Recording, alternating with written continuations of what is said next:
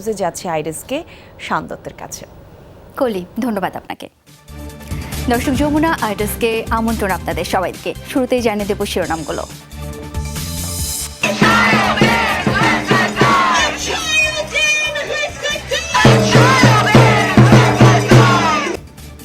সাংবাদিকদের সাথে নৈশভোজের আয়োজনে অংশ নিতে গিয়ে ফিলিস্তিনি পন্থীদের তোপের মুখে বাইডেন বাধ্য হয়ে পেছন দরজা দিয়ে প্রবেশ করলেন ভেন্যুতে। জিম্মিদের উদ্ধারে ক্রমেই চাপ বাড়ছে ইসরায়েলের প্রধানমন্ত্রীর ওপর। বন্দী ইসরায়েলিদের ভিডিও প্রকাশে বাড়ছে স্বজনদের ক্ষোভ। জোরালো হচ্ছে নেতানিয়াহুর পদত্যাগের দাবি। ভারতের লোকসভা নির্বাচনে বিজেপি শাসিত রাজ্যগুলোতে ভোটের হার তুলনামূলক কম। দুশ্চিন্তায় ক্ষমতাসীনরা।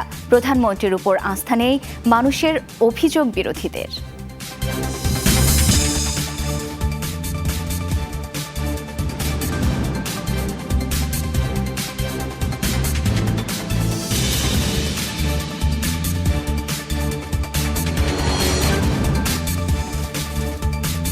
এতক্ষণ শিরোনাম দেখছিলেন, আপনাদের সাথে আছি আমি শাওন দত্ত।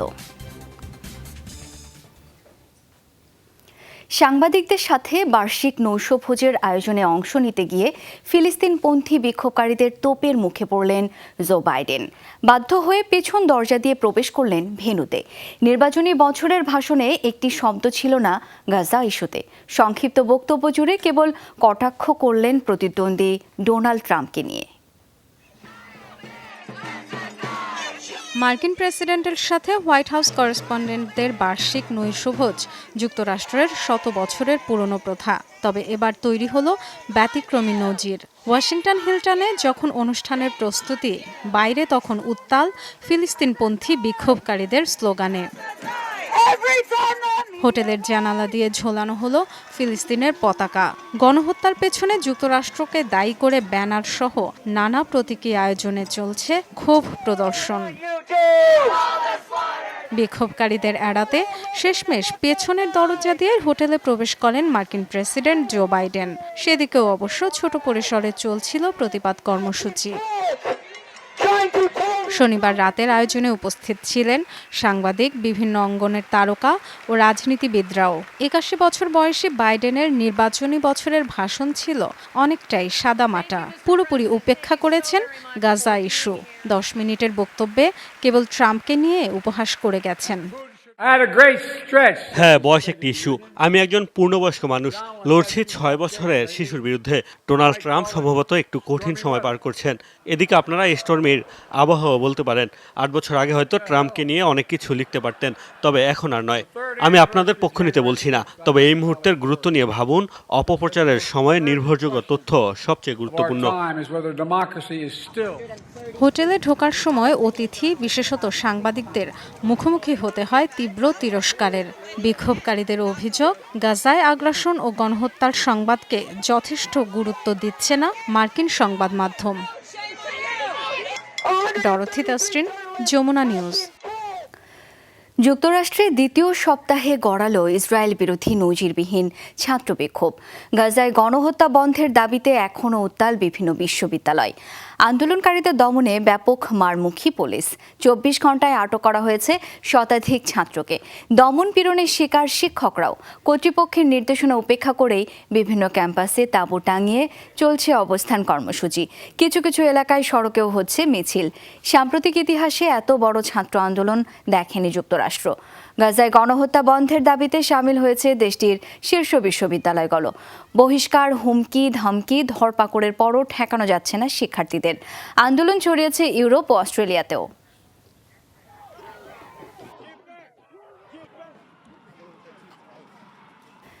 ইসরায়েলের পক্ষে বিপক্ষে অবস্থান নিয়ে লন্ডনে হয়েছে ব্যাপক বিক্ষোভ। শনিবার শহরের কেন্দ্রে মুখোমুখি অবস্থানে দাঁড়ায় দুই পক্ষ। ইসরায়েল বিরোধী স্লোগান দেন ফিলিস্তিনপন্থীরা। অবিলম্বে যুদ্ধ বন্ধের দাবি তোলেন। ফিলিস্তিনের পতাকা হাতে গাজাবাসীর প্রতি প্রকাশ করেন একাত্মতা। এক স্থানে সমাবেশ করে ইসরায়েলপন্থীরাও। দাবি, গাজায় ইসরায়েলি আগ্রাসন বৈধ। এ সময় তারা দেয় হামাস বিরোধী বিভিন্ন স্লোগান।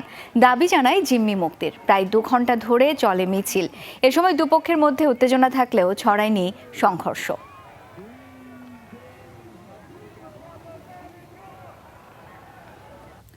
ওয়ার্ল্ড ইকোনমিক ফোরামে যোগ দিতে সৌদি আরবের রিয়াদে জড়ো হয়েছেন আরব দেশগুলোর পররাষ্ট্রমন্ত্রীরা। সংশ্লিষ্ট সূত্র বলছে সম্মেলনের মূল এজেন্ডা গাজা পরিস্থিতি। রোববার শুরু হওয়া বৈঠকে যোগ দিতে রিয়াদে উপস্থিত হওয়া অতিথিদের স্বাগত জানিয়েছেন সৌদি আরবের পররাষ্ট্রমন্ত্রী রাজপুত্র ফয়সাল বিন ফারহান আল সৌদ। পৌঁছেছেন মিশরের পররাষ্ট্রমন্ত্রী সামে শুকরি। ফিলিস্তিনি কর্তৃপক্ষের প্রতিনিধি হিসেবে উপস্থিত আছেন পিএলওর নির্বাহী কমিটির মহাসচিব হুসেইন আল শেখ। গাজায় যুদ্ধবিরতি এবং ত্রাণ সরবরাহ নিশ্চিতে করণীয় সম্পর্কে আলোচনা করবেন নেতারা, থাকবেন জাতিসংঘের প্রতিনিধিরাও। সোমবার গাজা ইস্যুতে হবে বিশেষ ব্রিফিং।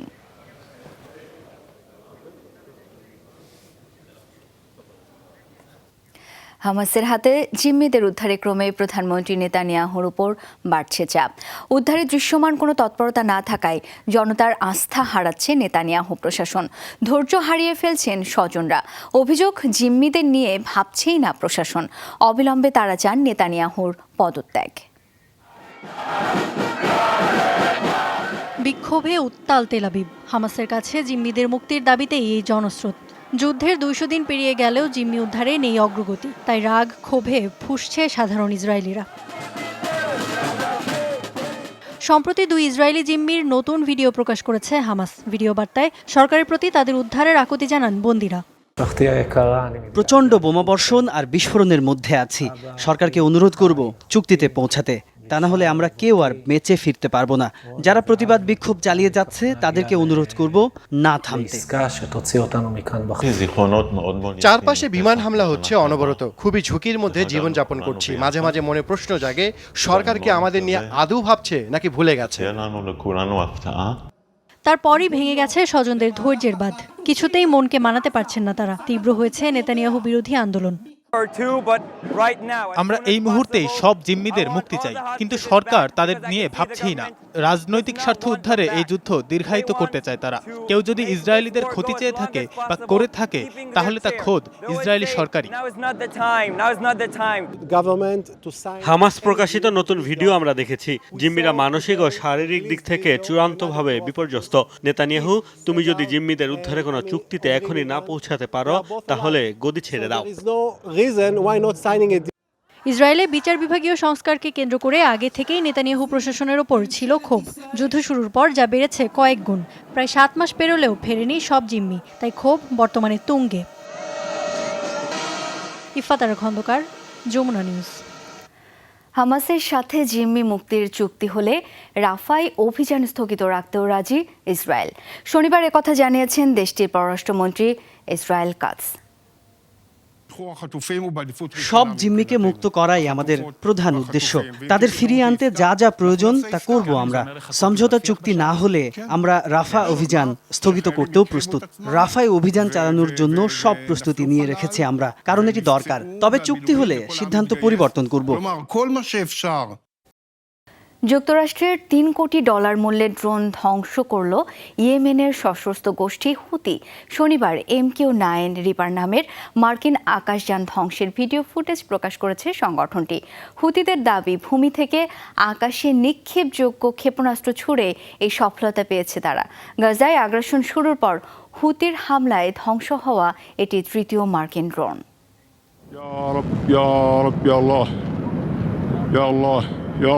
মার্কিন অত্যাধুনিক অ্যাটাক ড্রোন MQ-9 রিপার লক্ষ্য করে চালানো হামলার এই ভিডিও প্রকাশ করেছে ইয়েমেনের সশস্ত্র গোষ্ঠী হুতি। দাবি, হুতির স্থাপনায় হামলা চালাতে পাঠানো মানুষবিহীন যুদ্ধযানটি ইয়েমেনের আকাশসীমায় পৌঁছানোর পর ভূপাতিত করা হয়, যাতে ব্যবহার করা হয়েছে surface two air missile. Yemeni সশস্ত্র বাহিনীর আকাশ প্রতিরক্ষা বিভাগ যুক্তরাষ্ট্রের একটি MQ-9 আকাশযান সফলভাবে ভূপাতিত করেছে। সাআদা এলাকার আকাশ সীমায় এটি ধ্বংস করা হয়েছে। হামলা চালানোর জন্য অ্যাটাক ড্রোনটি পাঠানো হয়, যা আমাদের মিসাইলের লক্ষ্যবস্তু বানানো হয়েছে। ভূপাতিতের পর ড্রোনের ধ্বংসাবশেষের ভিডিও ফুটেজও প্রকাশ করেছে হুতি বিদ্রোহীরা। গাজায় আগ্রাসনের প্রতিবাদে কয়েক মাস ধরেই নিয়মিত লোহিত সাগর, এডেন উপসাগরে ইসরায়েলের সাথে সম্পৃক্ত জাহাজে হামলা চালিয়ে আসছে গোষ্ঠীটি। এখন পর্যন্ত 50-এর বেশি জাহাজে মিসাইল ছুড়েছে তারা। তবে সম্প্রতি সেই হামলার মাত্রা অনেকটাই কমে যাওয়ায় গোষ্ঠীটি অস্ত্র সংকটে ভুগছে কিনা তা নিয়ে তৈরি হয় জল্পনা। কিন্তু গত সপ্তাহ থেকে আবারও আক্রমণ জোরদার করে নিজেদের শক্তির জানান দিচ্ছে হুতি। এটি প্রথম নয়। এ পর্যন্ত যুক্তরাষ্ট্রের অন্তত 5টি MQ রিপার ড্রোন ধ্বংস করেছে হুতি বিদ্রোহীরা, যার মধ্যে 3টি গত কয়েক মাসে। এছাড়া 2017 ও 19 সালেও মার্কিন ড্রোন ভূপাতিত করে ইয়েমেনের সশস্ত্র গোষ্ঠীটি। মার্কিন যুদ্ধযান ধ্বংসের ঘটনাকে হুতিদের বড় সফলতা হিসেবেই দেখা হচ্ছে। $3 কোটি মূল্যের ব্যয়বহুল এই অ্যাটাক ড্রোন সর্বোচ্চ 50,000 ফুট পর্যন্ত উঠতে সক্ষম, আকাশে থাকতে পারে 24 ঘন্টা পর্যন্ত। ইয়েমেনের ভূখণ্ডে নিজেদের ড্রোন ধ্বংসের বিষয়টি স্বীকার করেছে যুক্তরাষ্ট্র, তবে হুতির হামলাতেই এটি ধ্বংস হয়েছে কিনা তা নিশ্চিত করেনি ওয়াশিংটন। মোস্তফা মাহমুদ, যমুনা নিউজ। ভারতের লোকসভা নির্বাচনে ভোটার খরা দুশ্চিন্তায় ফেলেছে ক্ষমতাসীন বিজেপিকে। প্রধানমন্ত্রী নরেন্দ্র মোদীর আহ্বান কিংবা নির্বাচন কমিশনের প্রচার কিছুতেই মন গলছে না ভারতীয়দের। বিনামূল্যে খাবার দিয়েও কেন্দ্রে আনা যাচ্ছে না পর্যাপ্ত ভোটার। যেসব রাজ্য বিজেপির দুর্গ হিসেবে পরিচিত, সেখানে ভোটার উপস্থিতি সবচেয়ে নিম্নমুখী। বিরোধীদের দাবি, মোদীর উপর আস্থা হারিয়েছেন দেশের মানুষ। ভোট দিলেই ফ্রিতে মিলবে খাবার। ভারতের কর্ণাটক রাজ্যের বেঙ্গালুরুর এই রেস্তোরাঁয় লোকসভা নির্বাচনের দ্বিতীয় দফার ভোটাভুটি উপলক্ষে দেওয়া হয়েছিল এই অফার। বিভিন্ন রাজ্যের আরও অনেক কেন্দ্রে তীব্র দাবদাহে ভোটারদের জন্য ছিল ঠান্ডা ও কোমল পানীয়র ব্যবস্থা, তবে মেলেনি কাঙ্ক্ষিত সাড়া।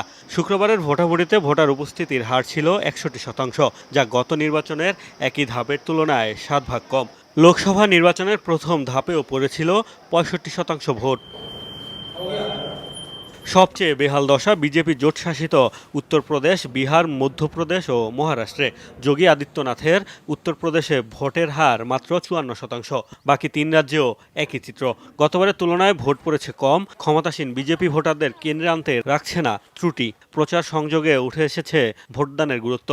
অভিযোগ, মুসলিম ভীতি জাগিয়ে ভোট সংগ্রহের চেষ্টা চালাচ্ছে তারা।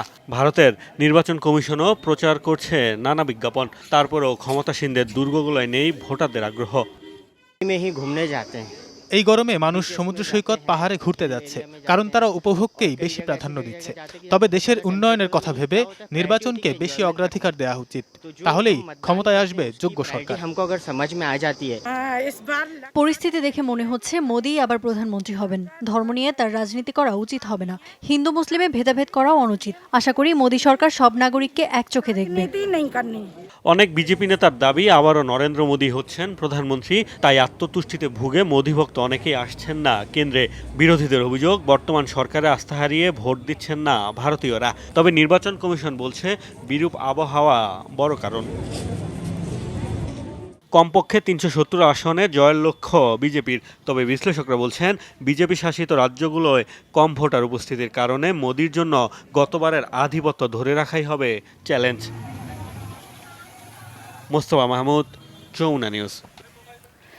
যুক্তরাষ্ট্রের বাফেলোয় নিজ বাড়ির সামনে বন্দুকধারীর গুলিতে নিহত হলেন 2 বাংলাদেশি। নিহতদের নাম মোহাম্মদ বাবুল মিয়া ও আবু ইউসুফ জনি। বাড়ি কুমিল্লা ও সিলেটে।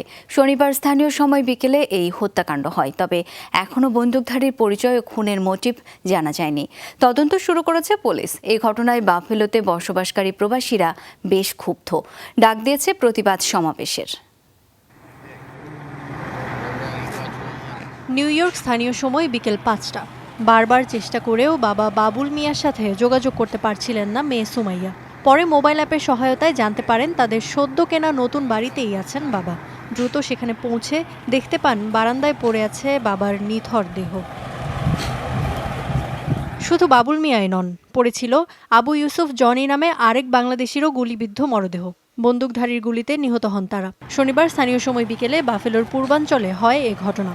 তো আসলে এটা খুবই দুঃখজনক। আর আমি যতটুকু জানছি, এখন সকালে কিন্তু আমরা মর্নিং এ 12টা সাড়ে 12টার দিকে আমি এই রেডি, আমার একটা বাসা ছিল, আমি এদিকে গেছিলাম, দেখছি ব্লক করা, বাট আমি জানি না যে শুটিং হয়েছে। বলার ভাষা নাই যে এই ধরনের একটা পরিস্থিতির সম্মুখীন আমরা হইব, এটা আমরা স্বপ্ন চিন্তা করি নাই। এই বাফেলোতে বাংলাদেশের কমিউনিটি যেভাবে আমরা গ্রো আপ হইতেছি, এই ঘটনা আমাদের জন্য সত্যি একটি দুঃখজনক। ঘটনার পরপরই ঘটনাস্থলে পৌঁছায় নিউ ইয়র্ক পুলিশের সোয়াট টিম। বন্ধ করে দেয়া হয় আশপাশের রাস্তা। চলছে ঘটনার তদন্ত। তবে এখন পর্যন্ত জানা যায়নি হত্যাকাণ্ডের মোটিভ বা কারা আছে এর পেছনে। জানা গেছে নিহত ইউসুফের বাড়ি সিলেটের কানাইঘাটে আর বাবুলের বাড়ি কুমিল্লা। এ ঘটনায় অঞ্চলটিতে বসবাসকারী প্রবাসী বাংলাদেশিদের মধ্যে ছড়িয়েছে ক্ষোভ।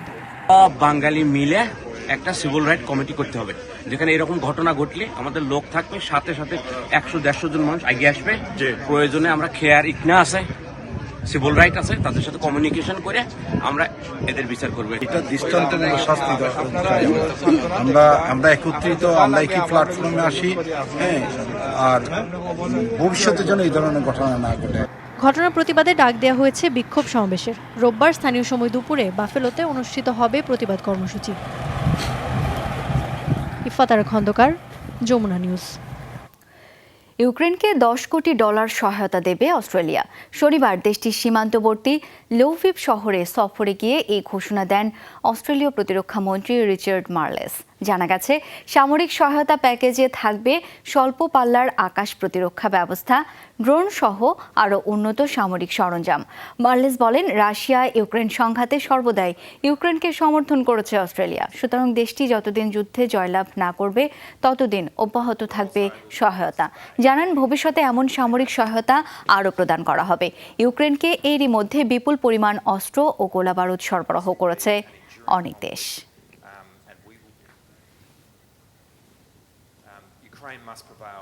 শক্তিশালী টর্নেডোর তাণ্ডবে লণ্ডভণ্ড চীনের গুয়াংজু প্রদেশ। প্রাণ হারিয়েছে অন্তত 5 জন। শনিবার স্থানীয় সময় বিকেলে দক্ষিণাঞ্চলীয় গুয়াংজু প্রদেশের রাজধানীতে টর্নেডো আঘাত হানে। এই ঘটনায় আহত আরও 33 জন। আবহাওয়া বিভাগ জানায়, টর্নেডোটি লেভেল 3 শক্তিমত্তার ছিল। উপড়ে পড়ে গাছপালা ও বৈদ্যুতিক খুঁটি। এই ঘটনায় প্রায় 150 কারখানা ক্ষতিগ্রস্ত হয়েছে। তবে বাড়িঘরের তেমন কোনো ক্ষয়ক্ষতি হয়নি বলে জানিয়েছে কর্তৃপক্ষ। নিখোঁজদের সন্ধানে কাজ শুরু করেছে জরুরি বিভাগের সদস্যরা। চলতি সপ্তাহের শুরুর দিকে গুয়াংজু প্রদেশে ভারী বৃষ্টিপাত ও ভয়াবহ বন্যায় অন্তত 4 জনের মৃত্যু হয়।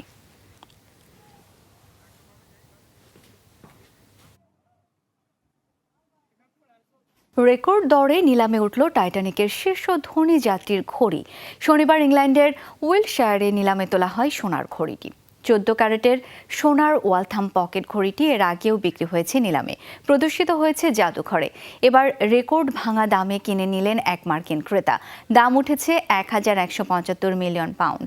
ঘড়ির সাথে নিলামে উঠেছে টাইটানিকের ব্যান্ড দলের নেতার বাজানো বেহালার ব্যাগও, যাতে খোদাই করা ছিল বেহালাবাদকের 3 শব্দের নামের আদ্যাক্ষর WHH।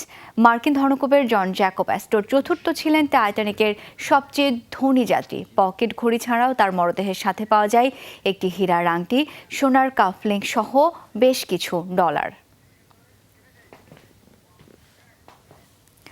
দর্শক, যমুনা আই ডেস্ক এ পর্যন্তই। এতক্ষণ সাথে থাকার জন্য সবাইকে অসংখ্য ধন্যবাদ।